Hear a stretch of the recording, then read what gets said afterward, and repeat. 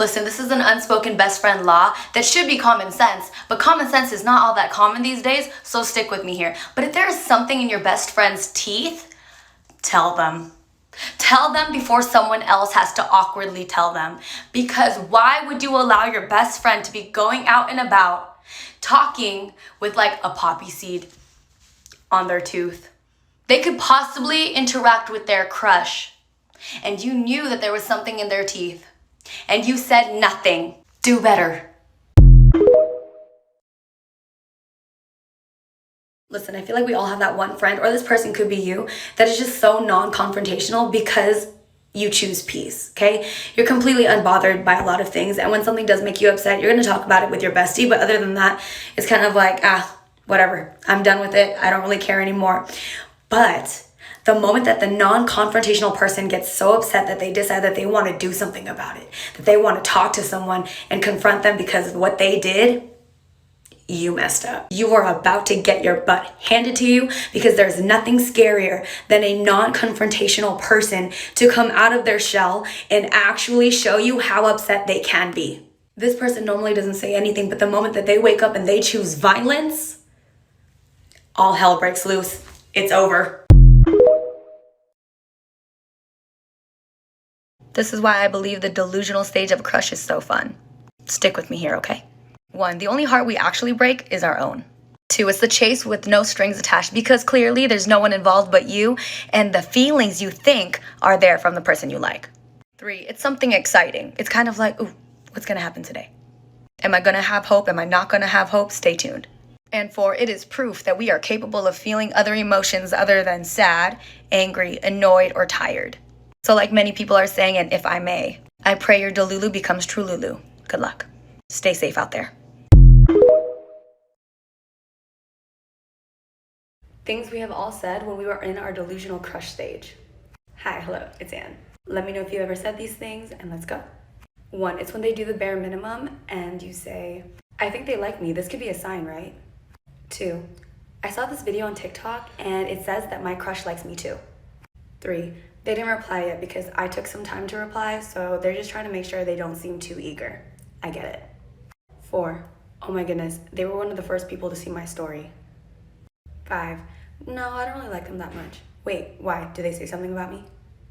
6, did you see that? They were looking right at me. I think they like me. Quit playing, because I know we all did this when we liked someone. Hi, hello, it's Ann. Let me know and let's go. 1 is when you catch yourself smiling at your phone and someone kind of catches you, points it out, and you're like, what? No? What are you talking about? 2, throwing your phone or not willing to look at your phone when you send a flirtatious text message. 3, it's when you're texting them and you don't know what to say to them, so you have to ask your friends, what do I say next? 4, when they haven't replied in a while, you check on their socials to see if they're active. 5, you check their social media, look at their comments to see if there's any other person they could possibly like or be talking to.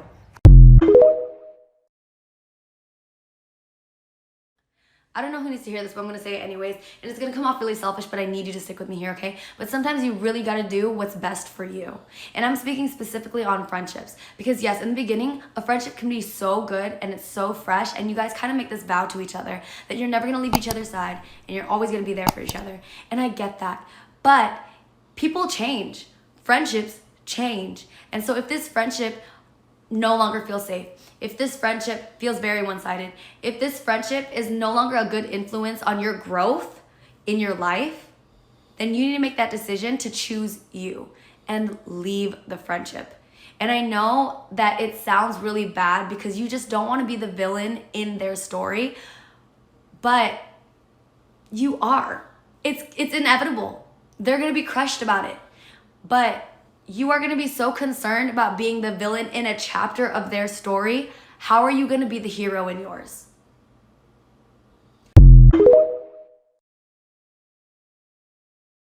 I don't know who needs to hear this, but I'm going to say it anyways, and we can agree to disagree, but please stick with me here, okay? But perfection does not exist.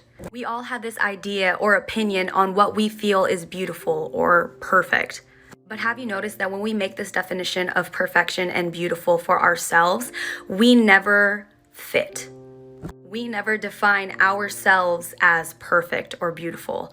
We are constantly looking at our flaws and comparing our physical characteristics to someone else and looking at them being like, they're so beautiful, I wish I had what they had.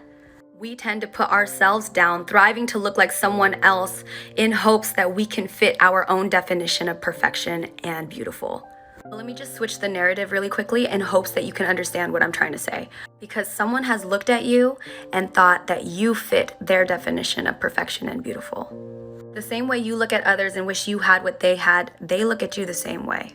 But I also want to remind you that it's not always about physical characteristics. I'm sure someone has looked at you and thought, wow, they are so beautiful because they are so kind. They are so understanding. They are so patient. Beauty is in the eye of the beholder.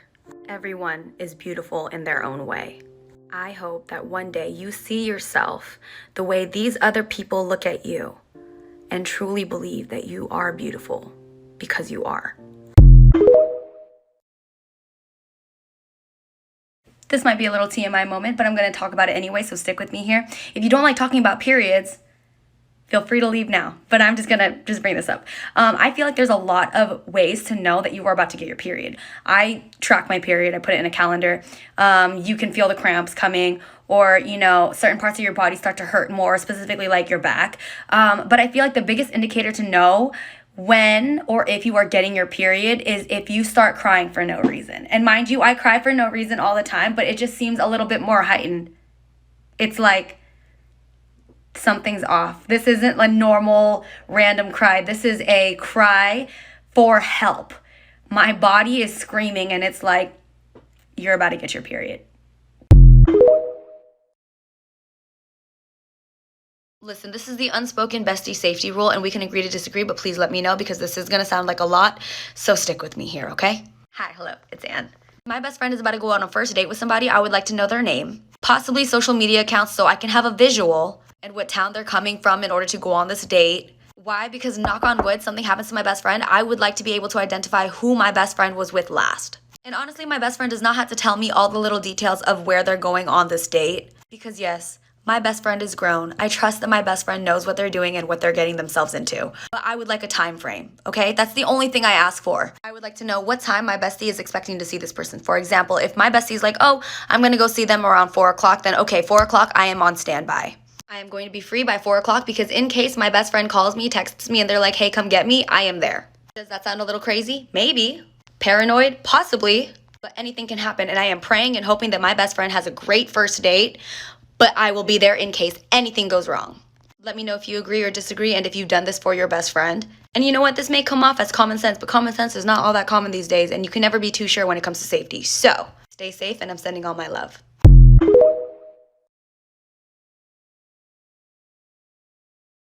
Are you ever questioning whether your best friend actually starts to like someone new, like they have a new crush, but you're not too sure because it's so new that your best friend's like not even talking about it because they know that if they talk about it, that means they're admitting it, which means it's true. They do have this new crush. But this is how you know that they have a crush on someone without actually telling you they have a crush on someone.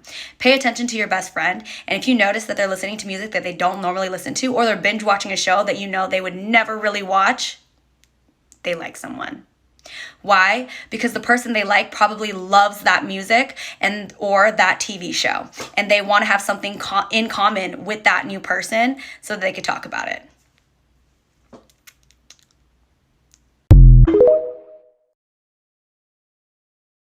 This is an unspoken bestie safety rule, and we can agree to disagree, but please let me know. Hi, hello, it's Ann. Let's go. Listen, if my best friend is about to go on a first date, that is my best friend, okay? She has told me details like what time she is expecting to see this person. I don't need to ask where they're going to be going because I have her location. She's going to make sure that her phone is fully charged and she has a backup charger in her bag. As her best friend, an hour after the date starts, I will be giving her a call. And if her date thinks that it's crazy or it's rude that her best friend is calling her in the middle of a date just to check up and say, hey, are you good? A literal conversation that takes less than a minute. Hey, you're good? Okay, great, have fun. I want my best friend's date to know that she does have an overprotective best friend waiting. Sounds like a lot? It's not. This world is a crazy place and you never know what's going to happen. So yes, I pray and I hope that my best friend has a great first date, but I will be checking in. Unspoken bestie safety rules. Before me and my girls go out, we are going to make sure that we are aware of our code phrases, words, and gestures, all of which are simple, casual, and can be used in any conversation, however, very specific to our group. Why? Because this world is a crazy place and you never know how someone's going to react. But we got to make sure that we can use these code words, phrases, and gestures and be able to leave without making a scene. And mind you, if we are out and about and I see someone approaching my girl, I am going to go directly up to them and I'm going to be like, hey, I will make it known that I am there and that my best friend is not alone. I will look out for a phrase, a word, a gesture, just in case my best friend really needs to get out of the situation. And you know what? If this person wants to make a move on my friend, do it. I will be right here. I will watch the whole thing go down. Listen, this world is a crazy place and you never know what's going to happen. But one thing's for sure, I'm going to make sure that my best friend is comfortable and safe.